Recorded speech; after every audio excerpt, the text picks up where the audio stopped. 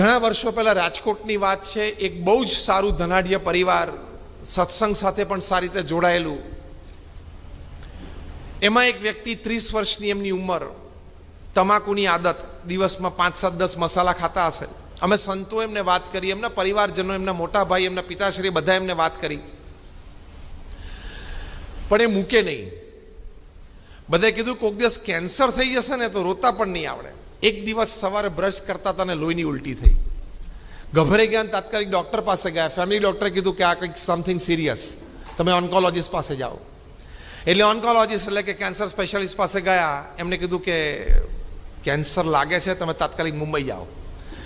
ત્યાંથી ફ્લાઇટ લઈને મુંબઈ ગયા અને ત્યાં ડિટેલ રિપોર્ટ કઢાવ્યા તો કહ્યું કે અન્નનળીનું કેન્સર છે, 4th સ્ટેજમાં છે અને તમારી પાસે મહિનો છે મેક્સિમમ. 30 વર્ષની ઉંમર, 3 નાની દીકરીઓ. આ 1998ની સાલની વાત કરું છું. એ વખતે એમણે બોમ્બે હોસ્પિટલમાં ઓન્કોલોજીસ્ટના ટેબલ ઉપર 25 લાખ રૂપિયા કેશ મૂક્યા કે ડૉક્ટર, આ મારા તરફથી તમને ભેટ. હવે તમે વ્યવસ્થાઓ શરૂ કરો. ચાર્ટર્ડ ફ્લાઇટમાં ડૉક્ટરોને લંડનથી બોલાવવા હોય, મારે ચાર્ટર્ડ ફ્લાઇટમાં જવાનું હોય, જે કરો એ મને બચાવો.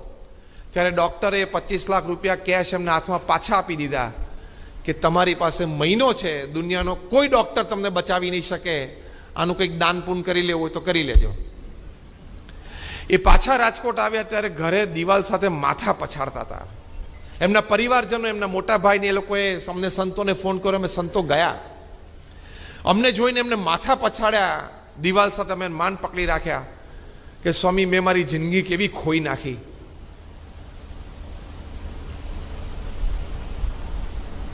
એક પડીકી પાછળ મેં મારી જિંદગી ખોઈ નાખી. અમારી નાની 3 દીકરીઓ, અને હજી પોતાની ઉંમર 30 જ વર્ષની, એમના પત્નીની ઉંમર 28 વર્ષની. અને એક દિવસ સવારે એમનો પરિવારજનમાંથી એમના મોટા ભાઈનો ફોન આવ્યો કે સ્વામી તાત્કાલિક આવો, હવે કદાચ રહેશે નહીં. એટલે સવારના પોરમાં 7 વાગે અમે ત્યાં પહોંચ્યા અને ત્યારે છેલ્લો ડચકો ખાતા હતા. આ ભગવાન સ્વામિનારાયણ પ્રમુખ સ્વામી મહારાજની મૂર્તિ અમે એમને છાતી ઉપર મૂકી, એ દર્શન એમણે કર્યા અને આંખ બંધ થઈ ગઈ. એટલે તમારે એવું માની નહીં લેવાનું કે મને નહીં થાય, થશે ને તે દિવસે રોતા નહીં આવડે.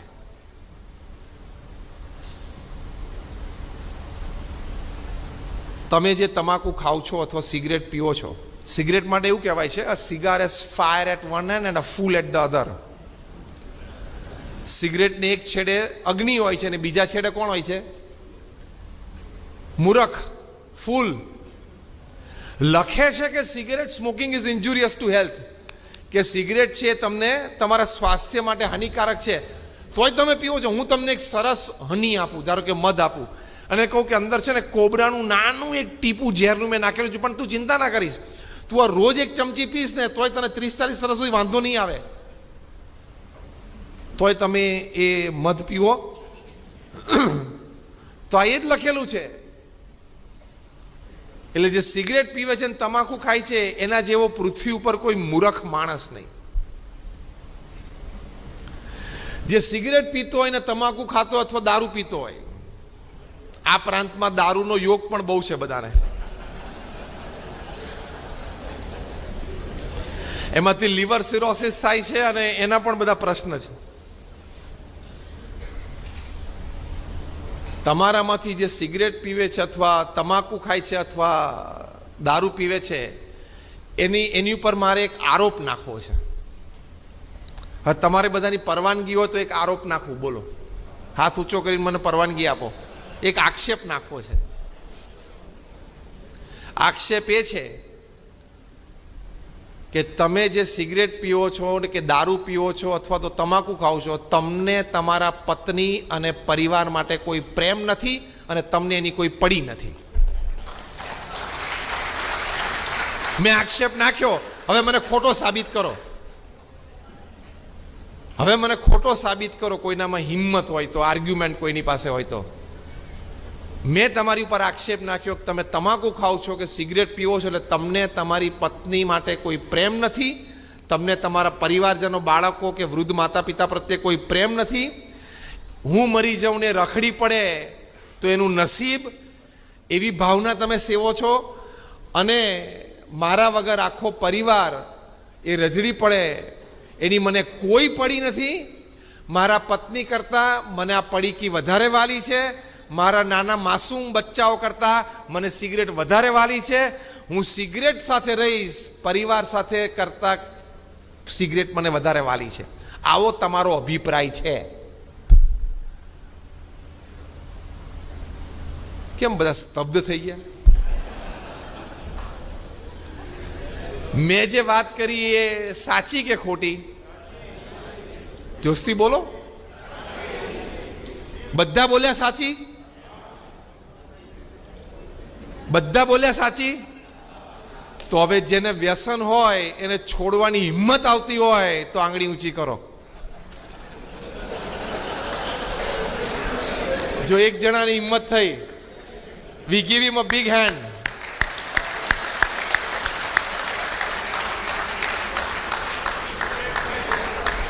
આ બીજા પ્રેસિડેન્ટ નરેશભાઈ પોતે રોટરી ક્લબના, અભિનંદન.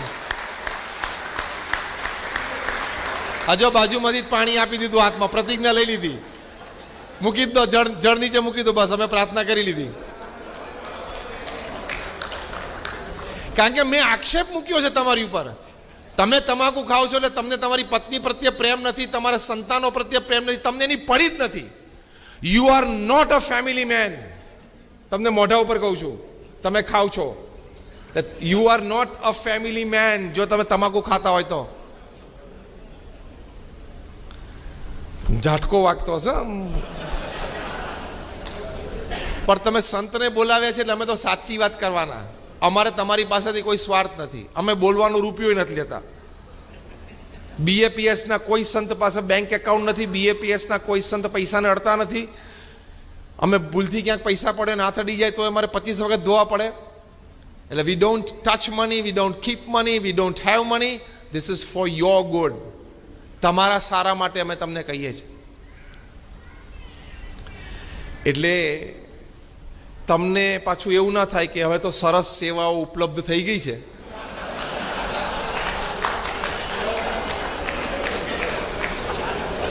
અને અર્લી ડિટેક્શન થઈ જશે. એટલે મેં તમને 2 સબકોન્શિયસ માઇન્ડ આપ્યા હતા ને, સ્ટ્રેન્થના. ત્રીજું સબકોન્શિયસ માઇન્ડ કે હું તો કાર્યક્રમમાં જઈ આવ્યો હતો અને આ શ્વેતલભાઈને કોકને ફોન કરી દઈશ એટલે વેન મોકલી આપશે તો મારા ઘર સુધી આવી જશે વેન. હવે તો you have cancer detection unit at your home, at your home step. તમને ઘરમાં આવી ગઈ છે. એટલે હવે આપણે 5ના બદલે 10 પડીકી ખાવ ને શું ફેર પડે છે?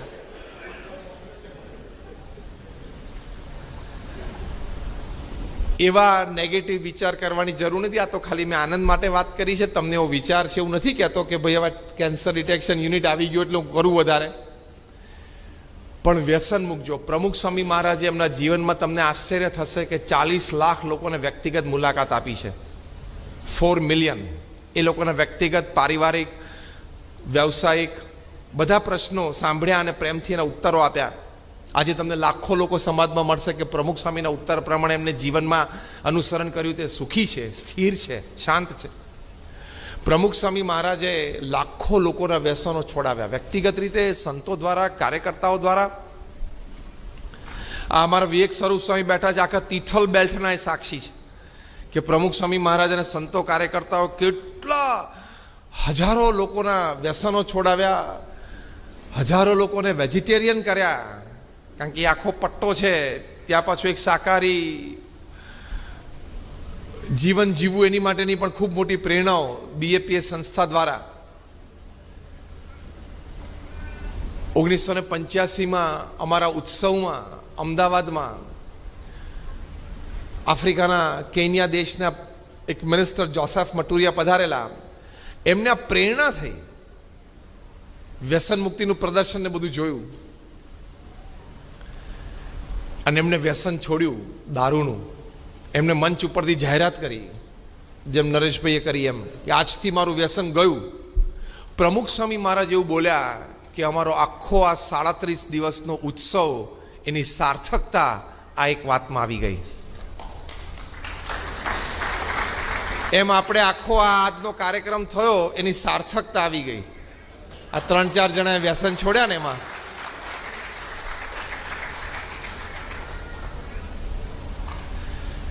સાથે સાથે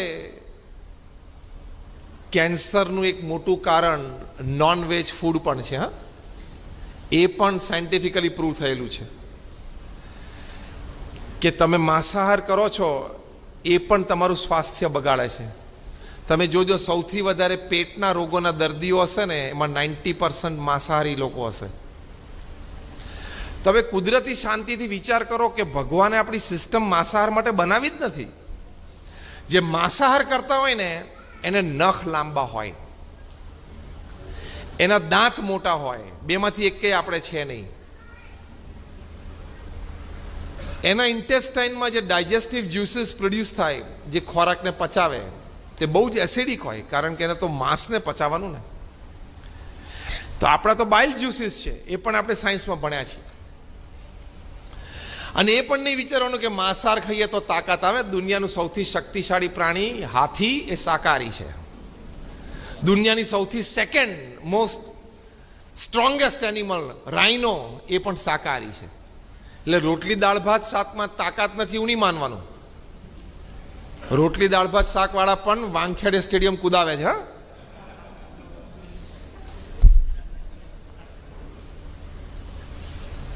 એટલે vegetarianism should be a way of life. વેજીટેરિયનિઝમથી સાત્વિક મતિ રહે છે, વેજીટેરિયનિઝમથી સાત્વિક બુદ્ધિ રહે છે, વેજીટેરિયનિઝમથી સાત્વિક વિચારધારા રહે છે, તમને સેવાની ભાવના રહે, મદદ કરવાની ભાવના રહે. આ બધી જ વાત એ શાકાહારી ભોજનમાં એની સાત્વિકતામાં રહેલી છે. એટલે આજે આજના પ્રસંગે એ પણ અપીલ કરવાની તમને બધાને કે તમારે માંસાહાર કોઈ કરતા હોય તો એ પણ તમે છોડજો. તમે એની ચિંતા નહીં કરતા કે બધા જો શાકાહારી થઈ જાય તો પૃથ્વી ઉપર ક્યાં એટલું બધું અનાજ છે. એટલી લાંબી તમારે અહીંયા ચીખલીમાં બેઠા બેઠા તારે ચિંતા કરવાની નથી.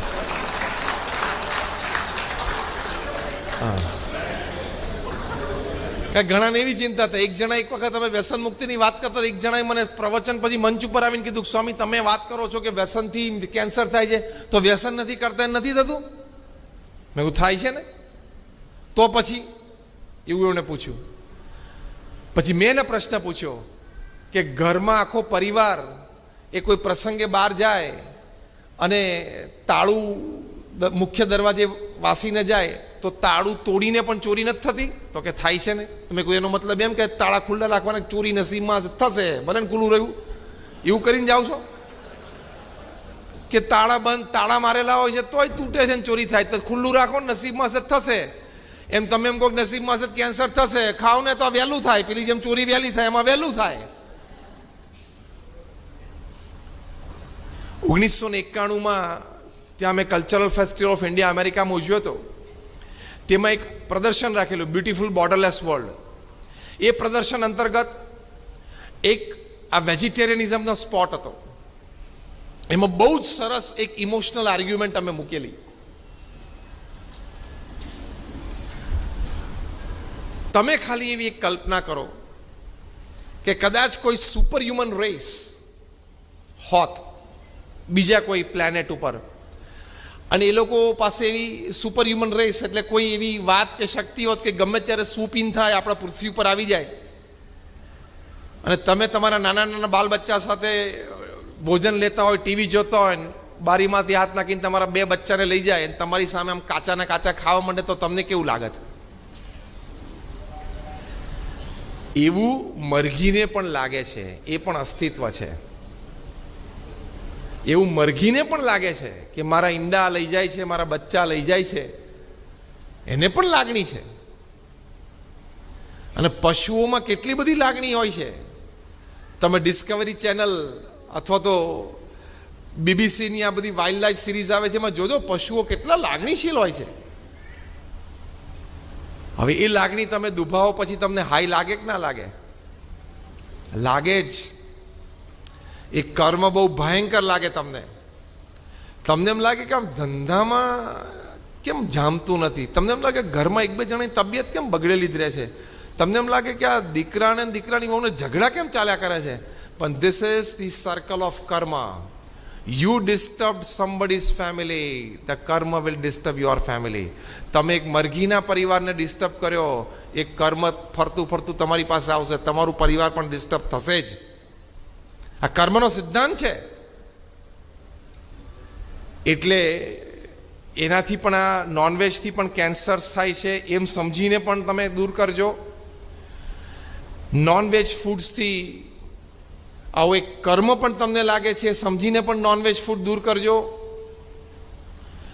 નોનવેજ ફૂડથી કેન્સર સિવાય બીજા ઘણા બધા રોગ થાય છે, એનાથી પણ તમે દૂર, એ સમજીને પણ તમે એ દૂર કરજો. શુદ્ધ અને પવિત્ર જીવન જીવવું એ મનુષ્યનું કર્તવ્ય છે. પ્રમુખ સ્વામી મહારાજને એક વખત અમદાવાદમાં એક આઈએએસ થનાર યુવાને પૂછ્યું કે જીવનના અંતે મૃત્યુ નિશ્ચિત છે તો જીવન જીવવાનો હેતુ શું છે. પ્રમુખ સ્વામી મહારાજ એનો બહુ સુંદર ઉત્તર આપ્યો. પહેલી વાત કરી કે પોતાની સાંસારિક જવાબદારીઓ બરોબર નિભાવવી. જીવન જીવવાના હેતુમાં પ્રમુખ સ્વામી મહારાજે 5 વાત બતાવી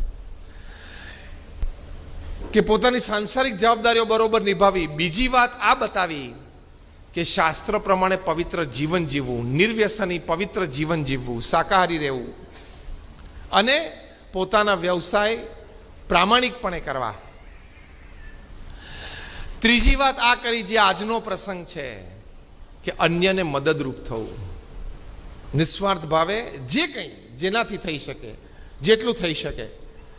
જેમ પરિમલભાઈએ વાત કરી કે આપણે મદદ 2 રીતે કરી શકીએ છીએ, ફિઝિકલ અને ફિનાન્શિયલ. એક વાક્ય તમે બોલ્યા હતા. તો આપણાથી જે કંઈ મદદરૂપ થઈ શકે અન્યને મદદરૂપ થવું, એ વાત પ્રમુખ સ્વામી મહારાજે ત્રીજી કરી હતી, જીવન જીવવાનો હેતુ. ચોથી વાત કરી હતી કે પોતાના આત્માનું કલ્યાણ કરવું અને 5મી વાત કરી હતી ભગવાન પ્રત્યે શ્રદ્ધા અને ભક્તિ દ્રઢ કરવા. તો આ જીવન જીવવાનો હેતુ છે. મેં તમને બીજો અને ત્રીજો મુદ્દો સમજાવી દીધો. 5 મુદ્દા જે પ્રમુખ સ્વામી મહારાજે કયા: જીવન જીવવાનો હેતુ, સાંસારિક જવાબદારીઓ બરોબર નિભાવવી, શાસ્ત્રો પ્રમાણે પવિત્ર જીવન જીવવું અને વ્યવસાય પ્રામાણિકપણે કરવા, અન્યને મદદરૂપ થવાનો પ્રયત્ન કરવો, પોતાના આત્માનું કલ્યાણ કરવું અને ભગવાન પ્રત્યે શ્રદ્ધા અને ભક્તિ દ્રઢ કરવા. આ 5 થાય એટલે તમારો જીવન જીવવાનો હેતુ સ્પષ્ટ થાય. એક સર્વે પ્રમાણે 22% of the people upon this earth are rudderless. એટલે શું? 22% પ્રજાને ખબર જ નથી કે મારો દિવસ ને મારું અઠવાડિયું મારો મહિનો કેવી રીતે જાય છે. બસ ઉઠે ને હરે ફરે ને ખાઈ પીવે ને કર્યા કરે ને આંજી પાછો ટીવી જોઈને પાન મસાલા ખાઈને બીડીઓ પીને સૂઈ જાય. 22% પ્રજા તો આમને આમ જતી રહે છે પૃથ્વી પરથી. તમને ખબર છે રોજ 1.5 લાખ પૃથ્વી પરથી જાય છે. 24 કલાક એટલે ઓલમોસ્ટ 86,200 સેકન્ડ. એમાં 1.5 લાખ લોકો પૃથ્વી પરથી જાય છે. દર 2 સેકન્ડે પૃથ્વી પરથી 3 લોકો જાય છે. આપણે પ્રસંગ શરૂ કર્યો ને 2 કલાક જેવું થયું ધારો કે, તો તમે ગણો કે 120 મિનિટ થઈ. 120 મિનિટ એટલે 12 6 72 એટલે લગભગ 7200 સેકન્ડ થઈ. 10,000 જતા રહ્યા. અને ભગવાનની ઈચ્છા હોય અને કાલનો આખો દિવસનું ફૂલ કોન્સન્ટ્રેશન નવસારી ચીખલી ઉપર મૂકી દેતો,